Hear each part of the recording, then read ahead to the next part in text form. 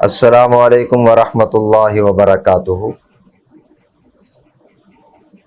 بعض اوقات میاں بیوی کے درمیان اختلافات حد سے بڑھ جاتے ہیں، بستر تک جدا ہو جاتے ہیں۔ بیوی میکے چلی جاتی ہے، شوہر کہیں اور تفریق تک بات پہنچ جاتی ہے۔ تو ایسوں کے لیے ایک بہترین وظیفہ ہے محبت کے لیے اور آپس میں جوڑ پیدا کرنے کے لیے، اکٹھا کرنے کے لیے، دونوں کو جمع کرنے کے لیے۔ وظیفہ زبردست ہے۔ اس سے پہلے ایک درخواست سن لیں، کیا ہمارا چینل سبسکرائب کر لیں؟ اگر کر چکے ہیں تو پھر شیئر بھی کر دیں، لیکن یاد رہے کہ گھنٹی پر انگل لگانا مت بھولیں تاکہ ہماری ہر نئی ویڈیو سب سے پہلے آپ تک پہنچ سکے۔ تو اب آپ حضرات کی خدمت میں وہ عمل پیش کرنے لگا ہوں جو دو دلوں کو آپس میں جوڑ دے، نفرتوں کو ختم کر دے، محبتیں پیدا کر دے۔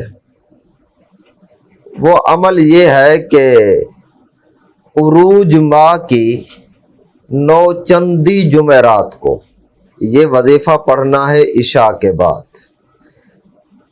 مطلب یہ ہے کہ جب نیا چاند نظر آئے تو اس کی جو سب سے پہلی جمعرات ہے اس کو کہتے ہیں 9 چندی جمعرات۔ اس میں یہ وظیفہ پڑھنا ہے، شروع کرنا ہے عشاء کی نماز کے بعد۔ اول 11 مرتبہ درود ابراہیمی اور بیچ میں 101 بار قرآن کریم کی آیت کا یہ چھوٹا سا ٹکڑا پڑھنا ہے، قد شغفہا حبا، قد شغفہا حبا، یہ پڑھنا ہے 101 بار، 11 دن ورنہ 21 دن۔ عموماً 11 دن میں ہی مقصد حاصل ہو جاتا ہے۔